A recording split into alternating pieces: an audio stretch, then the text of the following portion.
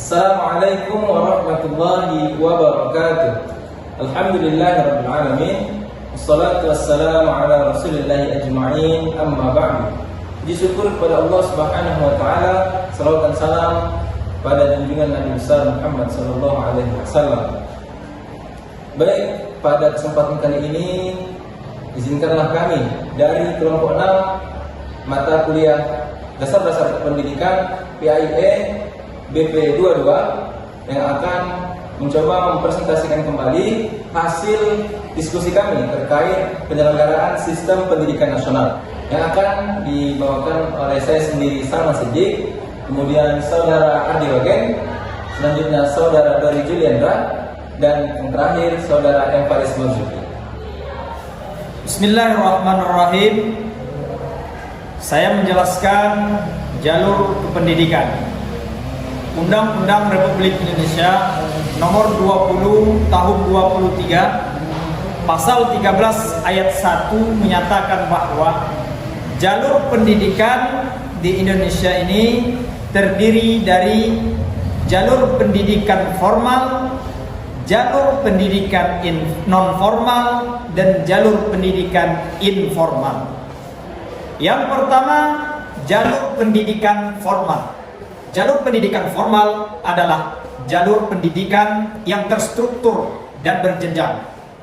Mulai dari anak usia dini, TK, RA, dilanjutkan dengan SD, MI, dilanjutkan dengan pendidikan menengah, MTS, SMP, SMA, MA, dilanjutkan dengan perguruan tinggi, universitas, institut, dan lainnya.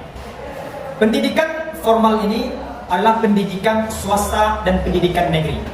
Adapun ciri-ciri pendidikan formal yaitu tempat pembelajarannya di gedung sekolah. Ada persyaratan khusus untuk masuk menjadi peserta didik. Ada ujian formal, pembelajarannya secara akademik. Pendidikannya itu dilakukan oleh pemerintah dan swasta dan lain sebagainya. Adapun tujuan dan fungsi pendidikan formal itu adalah yang pertama adalah melatih kemampuan akademis, berpikir bagaimana caranya menyelesaikan suatu masalah, melatih mental, fisik, dan disiplin, melatih bertanggung jawab, melatih kreativitas, melatih skill, melatih kemandirian, mengembangkan diri dan juga kreativitas kita, dan juga membangun sosial, kemudian mengendalikan atau melatih kemampuan diri kita.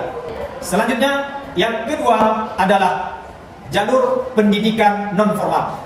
Jalur pendidikan non formal adalah jalur pendidikan di luar jalur formal yang dilaksanakan secara terstruktur dan berjenjang. Hasil dari jalur non formal ini setara dengan hasil jalur formal. Bahwasanya jalur pendidikan non formal ini dilakukan di masyarakat yang memerlukan pelayanan pendidikan yang berfungsi untuk menambah, melengkapi dari pendidikan formal tersebut, sehingga pendidikan yang ada di non formal tersebut bisa dilakukan oleh pendidikan masyarakat sepanjang hayat. Utlubul ilma min tahdi ilal lahdi, bahwasanya kita menuntut ilmu dari buayan sampai ke liang lahat, sampai tua pun kita diwajibkan untuk menuntut ilmu. Begitu luar biasa yang pentingnya dalam menuntut ilmu. Baik, selanjutnya dalam pendidikan non formal ini berfungsi untuk mengembangkan potensi peserta didik, juga mengembangkan sikap, juga mengevaluasi diri, juga menampilkan kreativitas, dan tentu menjadi kepribadian profesional. Nah, pendidikan non formal ini meliputi pendidikan kecakapan hidup, pendidikan kemandirian, pendidikan kepemudaan, pendidikan keselarasan, adanya forum belajar, kelompok belajar, majelis taklim, yaitu belajar agama, bukan hanya di masjid, di sekolah, tetapi dimanapun berada. Kita wajib untuk belajar agama sebagai umat Islam. Baik itu belajar tauhid, fikih, tasawuf, belajar tafsirul Quran, ilmu tajwid, ilmu-ilmu soal agama, ilmu kitab kuning, maupun ilmu-ilmu yang terjadi saat ini, atau ilmu-ilmu yang bahas permasalahan saat ini di bidang agama, itu sangat penting. Nah, maka kita harus melakukan juga, selain formal, kita juga menjalankan pendidikan jalur non formal. Next, yang ketiga terakhir adalah jalur pendidikan informal. Jalur pendidikan informal adalah jalur pendidikan keluarga dan lingkungan masyarakat.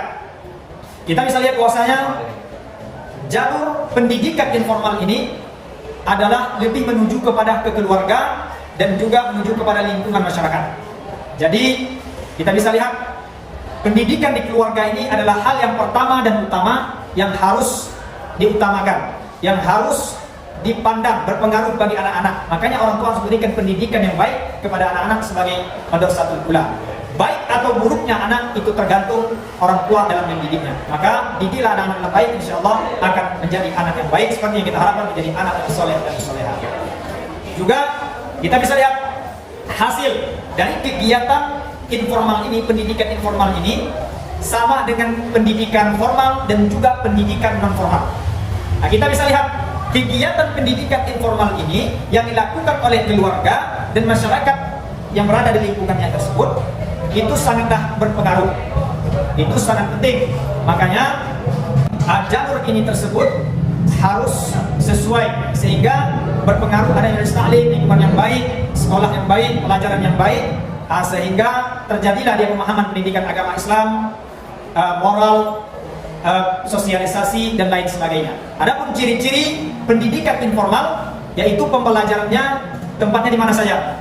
Itu tidak ada persyaratan, tidak ada jejak, tidak ada namanya ujian formal, tidak ada namanya metode pembelajaran formal, tidak ada pendidikan lembaga yang formal dan lain sebagainya. Jadi dari jalur pendidikan formal, non formal dan informal, sekolah, pendidikan lingkungan dan juga keluarga sangat berpengaruh dan sangat penting dalam kehidupan kita. Maka pelajarilah, kerjakanlah dan berkarya. Insya Allah kita akan menjadi orang yang cerdas, orang yang pintar, orang yang berwawasan global, berakhlak Qur'ani, berakhlakul karimah dan bermanfaat bagi lingkungan kita. Utlubul ilma faridatun ala kulli muslimin wal muslimat. Menuntut ilmu wajib bagi kaum muslimin dan muslimat, baik laki-laki maupun perempuan, baik itu jalur formal, non formal dan informal, sehingga kita menjadi orang-orang yang bermanfaat bagi lingkungan kita. Khairun nas ahsanuhum khuluqan wa anfa'uhum linnas. Sebaik-baik manusia adalah orang bermanfaat bagi orang lain dan mantap akhlaknya. Semoga kita mendapatkan ridho Allah. Baik teman-teman semuanya, saya Doni Juliandra ingin melanjutkan materi dari teman saya tadi, yang mana tentang jenjang kependidikan. Berbicara tentang jenjang pendidikan, ada dua kata hal yang maknanya berbeda. Yang pertama yaitu jenjang. Jenjang makna dalam kata yaitu tingkatan, sedangkan pendidikan yaitu materi. Jenjang kependidikan menurut Undang-Undang Nomor 20 Tahun 2003 Pasal 14 ada beberapa jenjang pendidikan. Yang pertama yaitu pendidikan dasar. Kata dasar merupakan pondasi yang harus dilalui seseorang dalam menempuh kependidikan, yang mana salah satu yaitu pendidikan dasar yang terdiri dari sekolah dasar, TK ataupun pendidikan anak usia dini, itu merupakan dasar. Yang kedua yaitu pendidikan menengah. Berbicara tentang pendidikan menengah, itu merupakan kelanjutan dari pendidikan dasar, terdiri dari sekolah menengah pertama dan terdiri dari juga sekolah menengah atas. Selanjutnya masuk ke pendidikan tinggi. Pendidikan tinggi inilah merupakan kelanjutan yang paling terakhir dalam proses sistem jenjang pendidikan. Dalam pendidikan tinggi ini banyak bagian-bagian materi kependidikan yang harus kita lalui, yaitu melalui dari akademik, dan yang kedua ada yang politeknik, dan yang ketiga adanya institut, dan yang keempat adanya universitas. Sama pada saat sekarang ini saya beserta teman-teman saya sedang melaksanakan proses perkuliahan di Universitas Umi Muhammad Jalal Padang. Setelah materi jenjang pendidikan ini, masuk kita ke materi jenis-jenis pendidikan. Kata dari jenis-jenis pendidikan ini merupakan bagian-bagian dari kependidikan. Yang pertama dalam jenis-jenis kependidikan yaitu pendidikan umum. Terutama di negara kita, negara Indonesia, Undang-undang pemerintahan menetapkan seluruh masyarakat Indonesia wajib menempuh pendidikan selama 12 tahun. Yang mana 12 tahun itu pendidikan dasar kita 6 tahun, pendidikan menengah kita pun 6 tahun. Yang kedua, pendidikan kejuruan. Berbicara tentang kejuruan merupakan salah satu jurusan yang harus kita tempuh dan kita perkuat untuk mengembangkan kemampuan kita. Salah satu contohnya itu SMK, Sekolah Menengah Kejuruan. Selanjutnya yaitu pendidikan profesi. Berbicara tentang profesi merupakan keahlian, minat, bakat yang kita punya untuk melatih profesi kita supaya tampil terbaik, menampilkan yang terbaik, maka yang kita harus melalui pendidikan profesi. Selanjutnya pendidikan vokasi dan ada juga pendidikan keagamaan. Pendidikan keagamaan inilah merupakan pengetahuan kependidikan tentang ilmu-ilmu keagamaan. Salah satu contohnya yaitu pendidikan secara sekolah pesantren dan sekolah keislaman MTSN, MAN. Dan yang terakhir yaitu pendidikan khusus. Berbicara tentang khusus merupakan salah satu hal yang istimewa.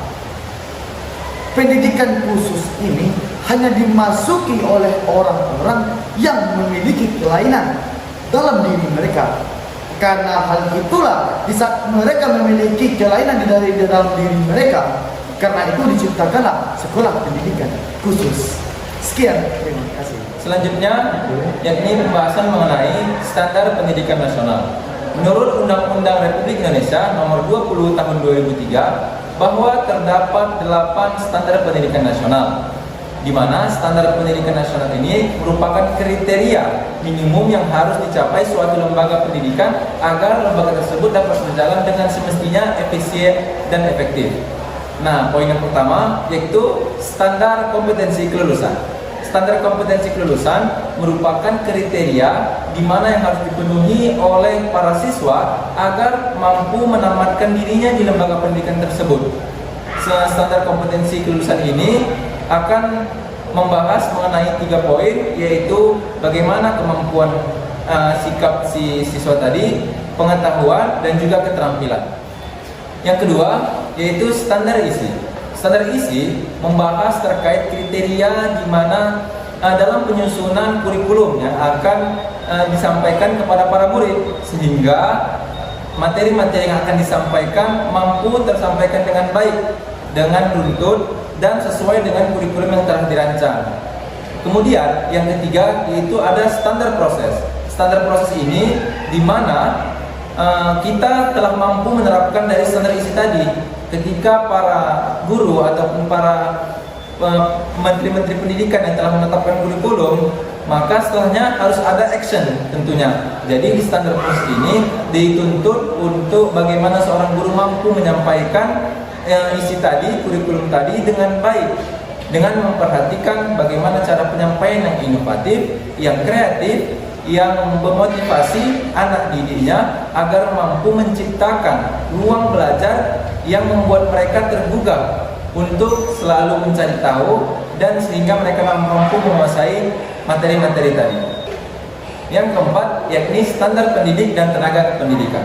Standar pendidik dan tenaga pendidikan merupakan bahasan terkait di mana kriteria seorang guru maupun seorang warga sekolah mampu menjalankan tugasnya dengan baik. Seperti halnya guru, yakni digugu dan ditiru, dia harus mampu selain menjalankan tugasnya sebagai pengajar yang akan mengajarkan isi kurikulum kepada para murid-muridnya, dia juga mampu menjadi contoh yang baik kepada para muridnya dengan menerapkan sikap-sikap akhlak yang baik di kehidupannya dalam mengajar, kemudian bagaimana mengajarkan untuk bersopan santun. Itu merupakan salah satu kriteria yang harus dipenuhi dalam standar pendidik dan tenaga kependidikan. Yang kelima yaitu standar sarana dan prasarana. Sarana merupakan semua komponen, alat, dan barang yang digunakan secara langsung dalam proses belajar mengajar. Contohnya seperti meja, kemudian alat tulis, kemudian kursi, kemudian papan tulis, yang mana alat-alat ini mampu menunjang dari keberlangsungan proses belajar mengajar. Kemudian prasarana adalah sebuah komponen yang mampu menunjang namun tidak berkaitan secara langsung. Contohnya seperti kipas angin yang membantu menyejukkan ruangan, kemudian ada kamar mandi, kemudian ada lapangan bermain, lapangan untuk olahraga, kemudian adanya kantin. Jadi itu merupakan komponen-komponen penunjang agar proses pembelajaran mampu berjalan dengan baik. Nah, di dalam standar sarana dan prasarana ini, sebuah lembaga pendidikan harus mampu memenuhi sarana dan prasarananya. Contohnya, seperti halnya untuk alat tulis para pendidik, kemudian papan tulis, kemudian meja, kursi harus terpenuhi dengan baik agar siswa dapat belajar dengan nyaman. Yang selanjutnya, yang keenam, yaitu standar pengelolaan pendidikan. Pada poin ini menjelaskan bahwa di mana seorang tenaga kependidikan seperti halnya tata usaha, kemudian bendaharawan, sekretaris mampu menjalankan tugasnya dengan baik mengelola lembaga pendidikan seperti surat menyurat, kemudian pendataan, kemudian adanya evaluasi yang akan dijalankan di lembaga pendidikan tersebut agar lembaga pendidikan berjalan secara terstruktur dan masing-masing para pelakunya harus mengetahui job desk masing-masing agar pekerjaannya mampu terlaksana dengan baik dan teratur. Yang ketujuh, yakni standar pembiayaan pengelolaan pendidikan. Pada poin ini membahas terkait bagaimana biaya dari lembaga pendidikan mampu diolah dengan baik. Tentunya sudah mendapat cucuran dari pemerintah daerah maupun pemerintah pusat. Jadi lembaga pendidikan harus mampu mengatur pengeluarannya dengan baik dengan membuat daftar-daftar yang akan dilakukan seperti halnya untuk pembiayaan sarana dan prasarana, kemudian untuk pembiayaan ekstrakurikuler, kemudian untuk pembiayaan gaji guru dan lain sebagainya yang harus dikelola dengan baik dan secara transparan. Yang selanjutnya yang ke-8, yakni standar penilaian pendidikan. Standar penilaian pendidikan merupakan penilaian pada setiap semester, yakni seorang guru mampu melakukan evaluasi, melaporkan hasil belajar dari siswa di setiap semesternya. Jadi siswa tersebut mampu mengetahui di bagian mana yang kurang, kemudian apa yang perlu diperbaiki, sehingga juga jadi bahan untuk para guru untuk meningkatkan performanya di semester depan. Baik, saya akan melanjutkan materi 3, yaitu tentang dasar fungsi dan tujuan prinsip pendidikan nasional.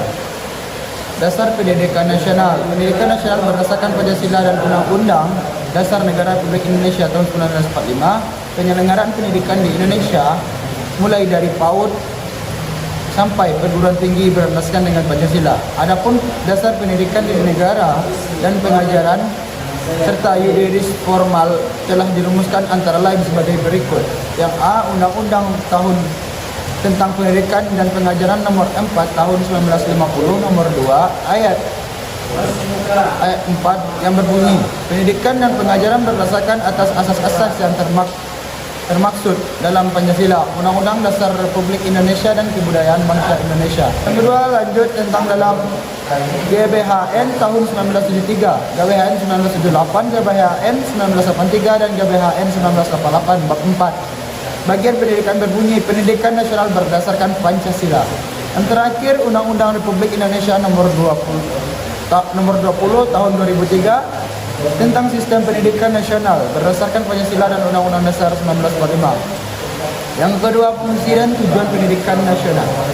Fungsi pendidikan nasional adalah memberikan suatu pengajaran dengan ilmu, pengetahuan untuk membentuk karakter bangsa dan bertakwa kepada Tuhan Yang Maha Esa, serta mencetak karakteristik, kreativitas, kecerdasan anak bangsa yang sejak dini berdasarkan fungsi tujuan pendidikan sesuai dengan pendidikan nasional berdasarkan Pancasila dan Undang-Undang Dasar Negara Republik Indonesia tahun 1945.